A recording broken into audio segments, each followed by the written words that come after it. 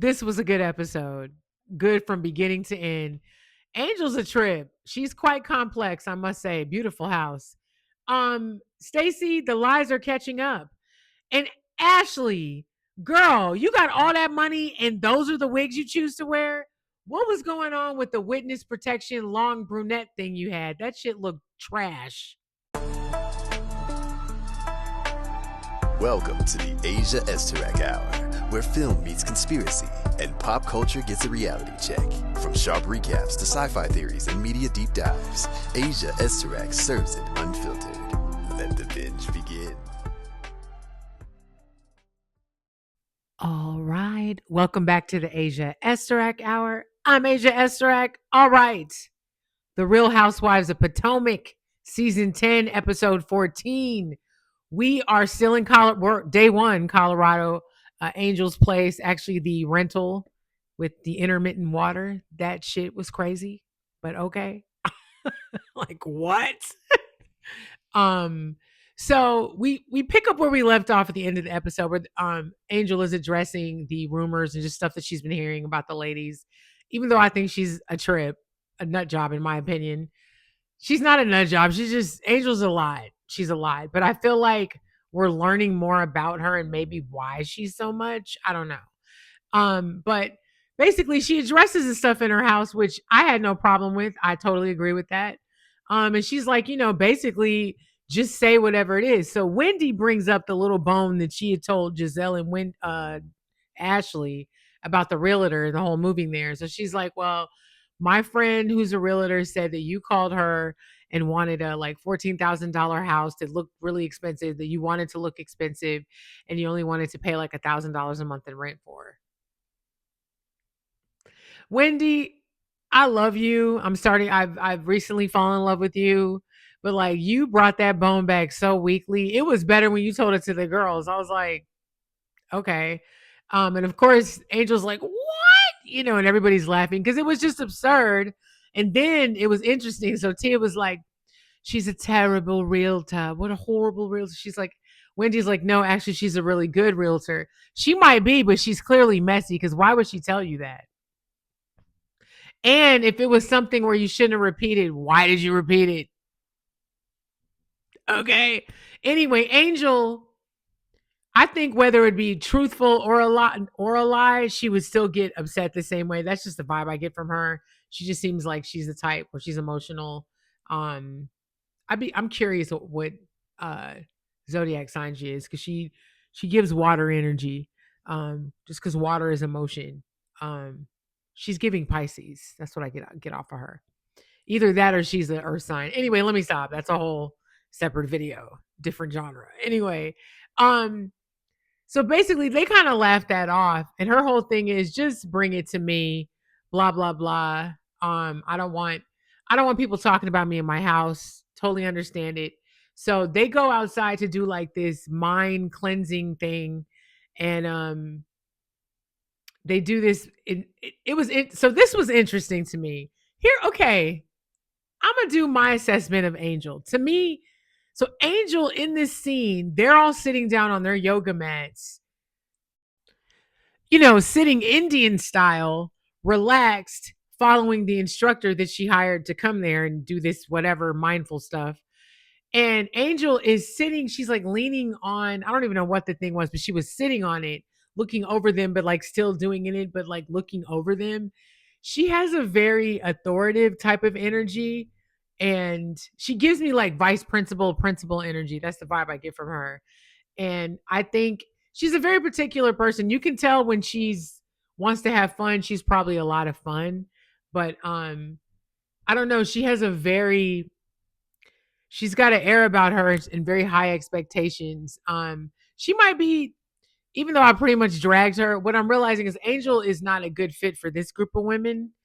And the other thing too is she doesn't necessarily take accountability. I think she thinks she does, but girl, them pictures are filtered. Stop playing with me. Anyway, so they do this part where they set their intentions for the trip, and it was funny because Giselle basically was like, I want my own bathroom in my own room.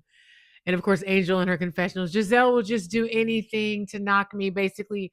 Well, you gave her a tiny room with a twin size bed to share in a room with Ashley. I mean, what did you think she was going to be happy about that? Like, you wanted to shade her. Well, that's the consequence of throwing the shade. Now she's moaning about it, and clearly that bothers you. It seems like anything negative her way, she doesn't like at all. She doesn't like anybody to speak ill of her, which there's nothing wrong with any of that, but I've noticed she addresses it all. And I just feel like with Angel, you're on this type of a show. You need to pick and choose your battles of what you getting into, girl. That's all I'm saying. Anyway, um, I'll say this: even though where they're at is like very secluded, it's gorgeous. All the trees, the mountains, beautiful. Colorado's beautiful. I've only ever been to the Denver airport, and the airport was gorgeous. The view outside of the mountains, fantastic. Woo! Anyway, so they go back in, and what's funny, so Kiarna is still the altitude has messed her up, right? She keeps crying, and she's like, I'm not sad, it's the altitude. She's like leaking. It was kind of funny, so they're making fun of her. And the thing too is, one drink for her is like three. She even says that at one point because she could barely walk. But she comes inside, and they were like, we need to put Kay to bed. So they're all getting ready to leave. Angel, Tia, and Kiana. And the lady's like, where are you going? They're like, back to my house. And they're like, wait, Tia, you're going too? Yeah. And it was funny. Jazzy goes, when did you and Tia get so close? And Angel's just like, and it is funny, like, why did she pick Tia? Tia's Tia's the one. Wasn't Tia the one that ran back and told all your business to everybody?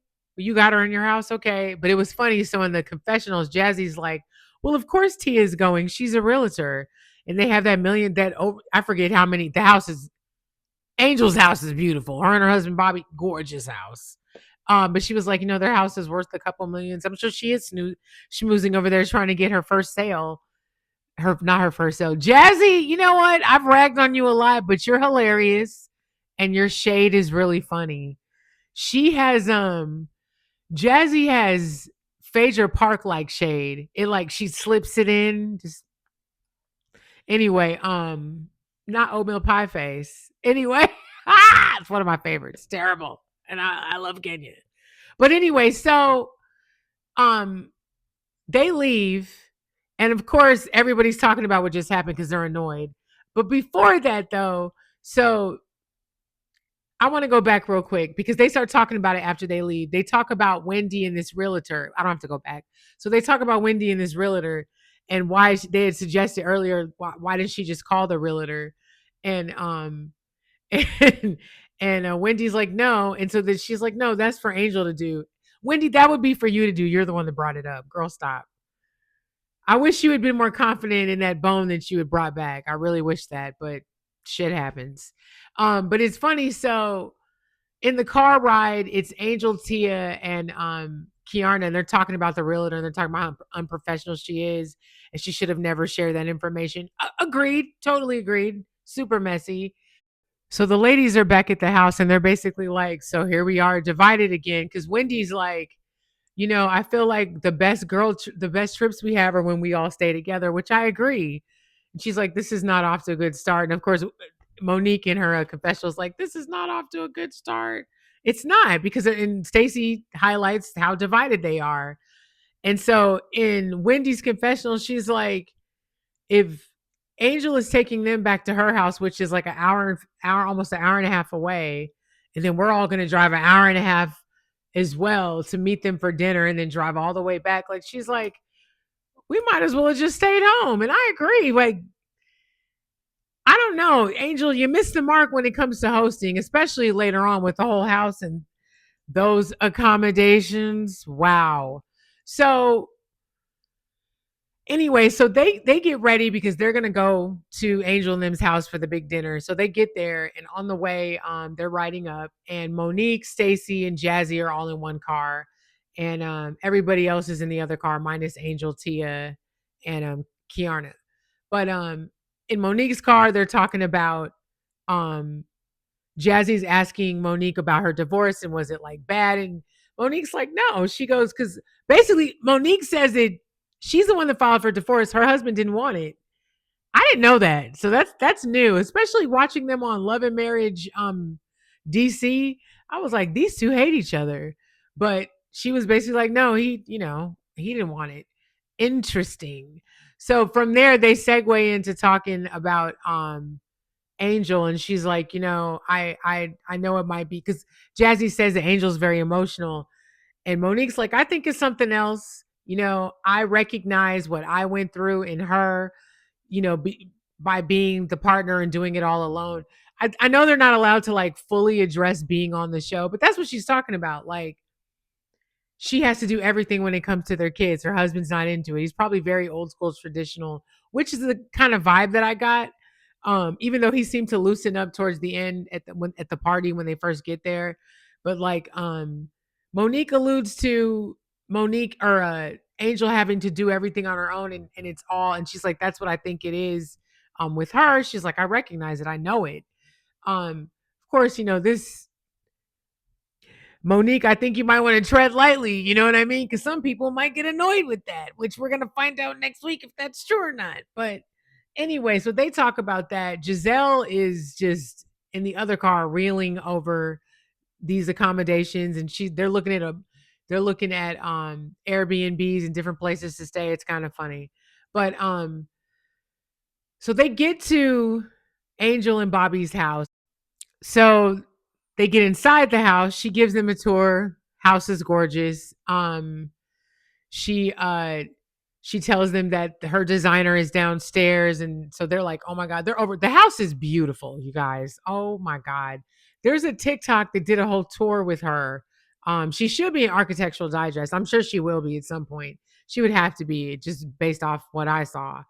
But so they get downstairs to meet the designer and everybody else there. And so it's her husband, a friend of two friends of theirs, and they're all sitting around this fire pit, and like two of them are smoking cigars. It was really weird. So she presents the ladies. You guys know my husband. This is such and such. He's the blah blah blah blah blah. And this is such and such, the financial advisor, and he finances money over 1 billion or with the beat. Angel, what are you doing? And they're all just kind of like, and these dudes aren't saying, no one says hi. They're just sitting there like, it was almost like she presented them to the group of ladies, to these men. I was just like, what is going on? Very strange.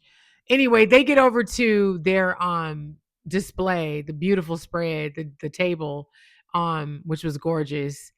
And the bullshit commenced. It was really, really interesting. So first BS on the menu. So Giselle brings up the house and the amenities. This was crazy. So apparently the house that she got for the women has intermittent water. So they can only use the water for so long and then it shuts off. Apparently the heat is way too high. It sounds a mess. And they're way out there in the middle of nowhere with no cell reception. This lady's a drip. So she tells Angel that Angel's like, she wasn't mean at all. She was very apologetic, and she's like, I will get that rectified immediately, blah, blah, blah. Um, so after that, Giselle brings up Stacy and Tia and their relationship and where they go from there. So Stacy says to Tia, I thought you were great. I invited you in. You met my daughter. I introduced you to Timo. Um, and then all of a sudden you flip the switch on me and you join Giselle and the Stacey hate train and blah blah blah. And Tia's like, well, you basically they start arguing over the lies. Stacey's lies are catching up.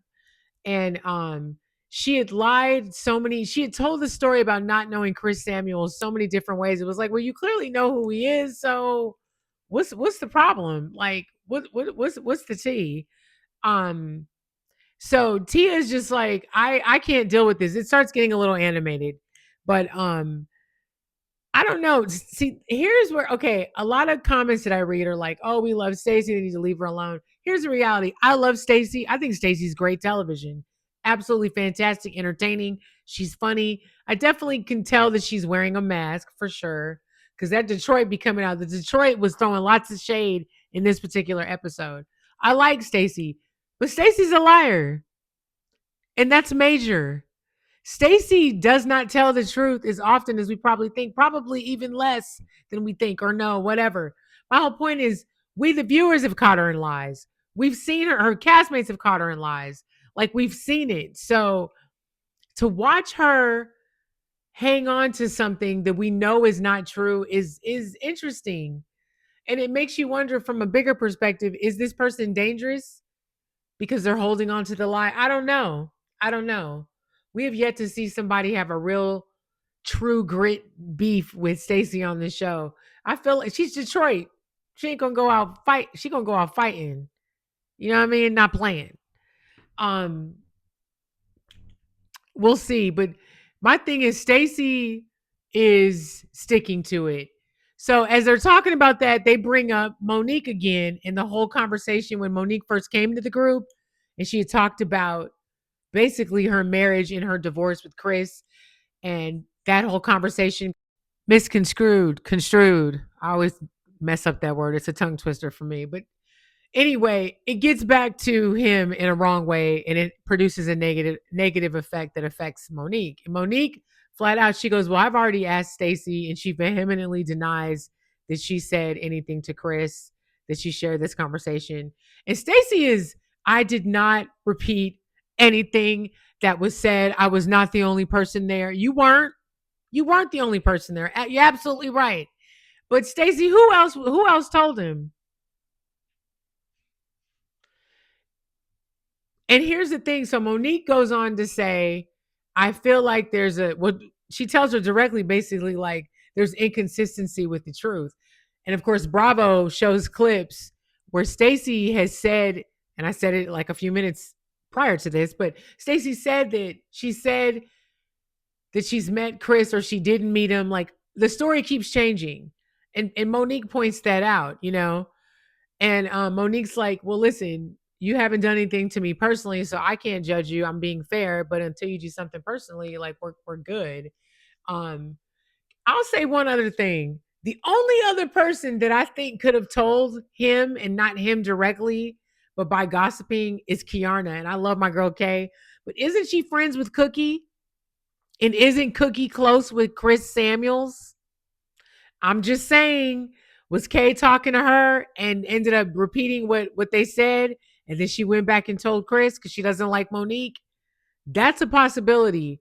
Um, my whole thing is Stacey, whether this whole situation is true or not, whether you know him or whatever, you've you've fibbed every step of the way, and I think that's the point that you're missing, and a lot of people are missing with you. You lie at will, which to me makes you dangerous. I don't know. Anyway, so after that, we finish up this beautiful dinner, whatever, gorgeous. We get down to like the fire pit area, and they're all talking about.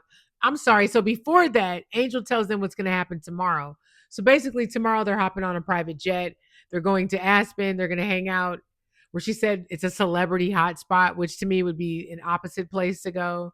I was like, how is that a draw? It's where all the celebs go in Aspen. Like, so I don't want to say all that, but okay, that's just me. And she's basically they're gonna go there, hang out there for a little bit, and then private jet back for a nice dinner. Um, so the ladies are like, maybe on our last night, why don't we do like a pajama jam? And it'll be fun. We can all bond back at the house. So Monique asks Angel, like, you want to do that, Angel? You want to have a pajama party with us? So she was like, would you pack up your clothes and like spend the last night with us, like back at the house? And she's like, yeah, but let me just check with Bobby to make sure it's okay because he's gonna be watching the kids. And so Monique is like, it's okay. It's it's dad, it's what dads do, you know, it's what good dads do or some shit like that. And Angel's like, you know, basically like, here's my thing, Monique, you sit in the car on the way there to her house and say, I recognize some of the behavior in what Angel's dealing with because I went through it too. But then you turn around in this scene and bait her because I felt like he was doing that shit on purpose because she did it again later on. And I was like, okay, so do you like her or do you not like her? Because to me, if what you're describing, what she's going through, that's terrible. And that sucks. And if you know that, then why are you piling on? Monique, I like you. I didn't like that shit at all. I thought that was super whack. Anyway, so after that, they show Angel talking to her husband about possibly going to the pajama jam. I didn't like this scene either because he basically was leading her into, you don't want to go. Because he was like, yeah, you can go, but it's gonna fucking suck. Which meaning, but you have to watch your kids overnight. I bet you she's done it loads of times. You're like, I didn't like that. And I'm not a big Angel fan, but that was a little peek into what she probably has to deal with. And I'm sure Monique is totally right. I think that's going to be a problem later on. But I didn't like that. And I didn't like that Monique was kind of like fucking with her. That was not cool. Like, the fuck is you doing? If anything, make it easier for her if you know what she's going through. I didn't care for that. Anyway, I keep going back. But that scene, so this scene with her and her husband, I didn't like this either because she basically was like, no, I don't want to stay with them. I think she did. I think she did want to stay with them. I think if he hadn't said, yeah, you can go, but it's going to fucking suck and dumbass shit like that, I think she would have went. I don't know. Angel, seems like you're dealing with a lot. It's funny because I've dragged you this whole season, but you know what? I would be curious to see what a second season with you would look like. I'm not saying I want her back. I'm just curious about it. That's all. So anyway, they leave eventually. They're gone. As they're on their way, it's tracking how long it takes them to get back to the house from Angel's house. It was like an hour and a half. They get back, it's like pitch black. It's nothing. And Giselle's done. So they get back in. Giselle is looking for a place for them to stay. And Stacy discovers that the water is not working. And this is when we learn about the heat. And they're just like, we're done. Giselle's like, I'm done. I'm done. So, correction, then this is the next day where they learn about there being no more water. So they're getting ready the next day for their trip to Aspen. This is when Giselle is like, let's move. I'm going to find us a place, blah, blah, blah. So Angel, Tia, and Kay are on their way.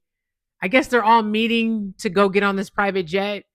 And in the intermittent with the scene with the ladies talking about the no water and all that extra stuff, Angel is telling them about what happened with the house. And she's like, I didn't even know what was going on. They're like, nobody called you? She's like, no, not until I talked to Jazzy. That Jazzy told me about what was happening with the water.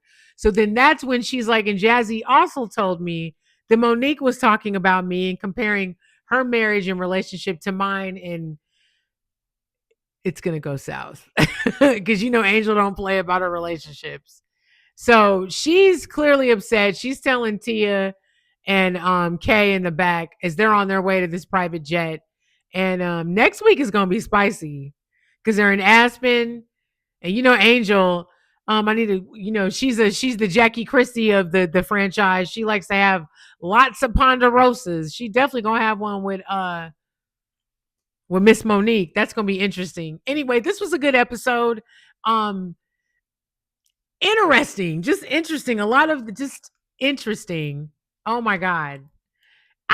Anyway, I don't know. Is that a sign? Anyway, what is Monday? Happy Monday. Have a great week, you guys. Be nice, stay hydrated. Like, share, and subscribe, please. I'm trying to be monetized on YouTube, y'all. Please, Lord. Anyway, I'm gonna go return these videotapes.